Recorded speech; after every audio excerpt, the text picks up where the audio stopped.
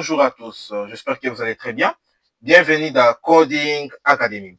Alors, dans la vidéo précédente, on a eu à parler du logiciel ou des logiciels qui vont nous permettre de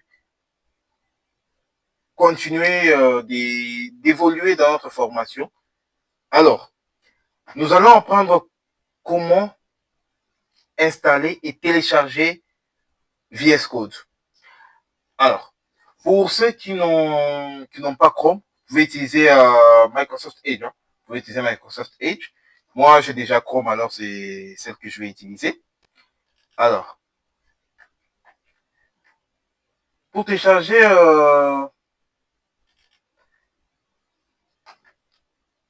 VS Code, il faudra s'assurer que votre téléchargement est directement lié à sa source. Parce que chaque logiciel a toujours eu sa source où tu peux les télécharger directement sans toutefois avoir de problèmes, avoir des virus en fait. Parce qu'il y a d'autres plateformes, vous pouvez télécharger, vous téléchargez très bien le logiciel humain, accompagné des virus en fait. Alors, nous allons saisir VS Code, VS Code down. Ah ok, voilà, voilà. Ok. Alors, le premier lien qui se montre, qui s'affiche, le lien qui est en haut en fait.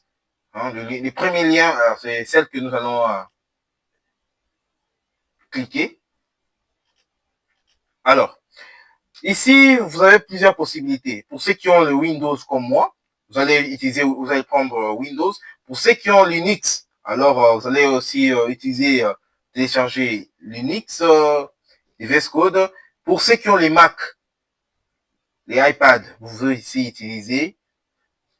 C'est un peu ça. Alors, pour le télécharger, nous allons, parce qu'il y a deux possibilités. Vous pouvez télécharger directement sur Windows 10, 11, ça passe. Mais, pour s'assurer que nous puissions installer la version qui est bien protégée, là, nous allons prendre Azer installer. C'est celle que nous allons récupérer, nous allons télécharger. Alors, je clique dessus et directement mon téléchargement débute.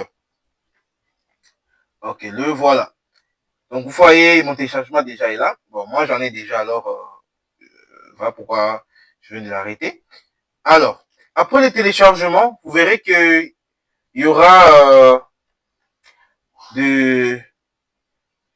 vous verrez que ça ira directement dans votre fichier, dans votre gestionnaire des tâches, dans votre fichier, explorateur des fichiers.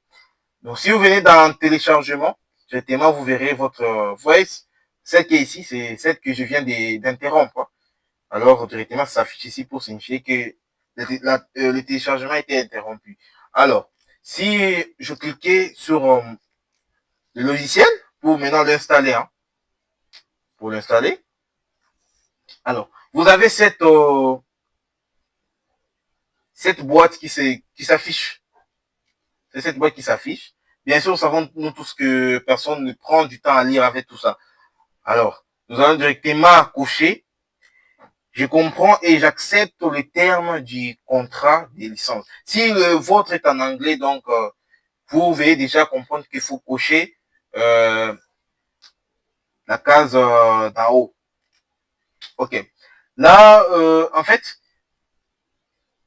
quand vous installez pour la première fois, vous verrez que les seuls éléments qui seront cochés, ce n'est que les deux. Inscrire code en tant qu'éditeur et ajouter à Path. Donc, c'est les seuls éléments qui seront sélectionnés. Alors, toi, tu viendras aussi cocher, créer une icône sur les bureaux. Donc, ça crée une icône sur les bureaux, comme vous le constatez très bien ici. Donc, j'ai une icône raccourci, en fait. Alors, et dès que je clique sur suivant, directement, vous verrez qu'on va me demander d'installer. Et dès que je clique sur installer, vous verrez que mon installation va déjà débuter. Alors, je vais vous expliquer maintenant comment est-ce que VS Code fonctionne en quelques mots, parce que je ne mérite pas trop prendre du temps, parce que la pratique va maintenant beaucoup plus vous faire comprendre qu'est-ce que le VS Code. Alors, okay. Oui, voilà. Quand vous ouvrez VS Code, dès que l'installation se termine, donc dès que ça s'ouvre, vous verrez un welcome. Donc ça vous salue, ça vous accueille. Donc welcome. Et tous ces éléments ici vont aussi s'afficher chez vous. Nous avons un new file, open file, open folder, clone, git, response story. Je m'excuse, je suis pas vraiment trop doué en anglais. Connect to, et je vous conseillerais mieux de vous donner en anglais parce que la programmation demande aussi de l'anglais. Si vous y connaissez en anglais, sachez que ce sera très facile pour vous. Ok. Ici, c'est pour des recherches. Par exemple, vous voulez chercher quelque chose très rapidement. Ici, c'est pour les scannages, hein, pour scanner, scanning, folder, forget, bon, un peu.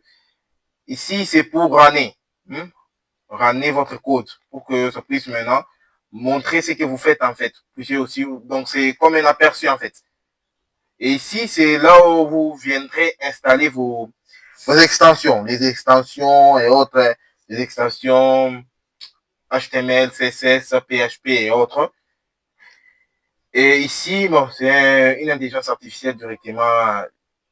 Donc, c'est un agent de chat local hein, qui permet aussi de t'aider en fait dans tes projets. Alors, comme ici, bon, je vais t'expliquer New Windows. Donc, New Windows, c'est venir sur une autre,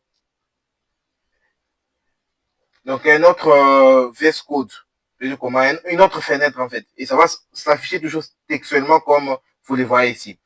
Alors, nous avons aussi Save. Save, c'est enregistrer.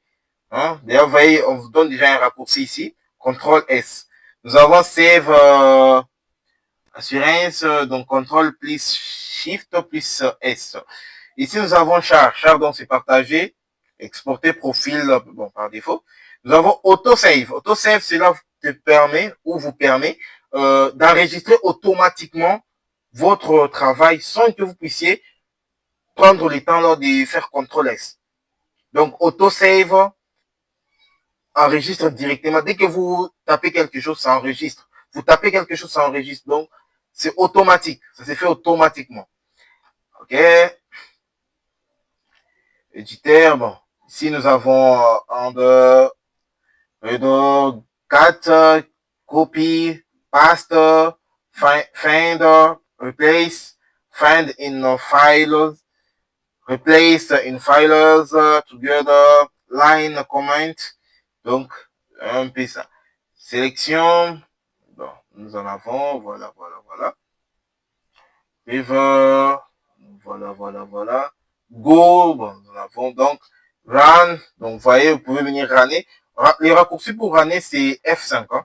F5, là, vous venez directement, vous allez runner. Donc, c'est un peu ça qui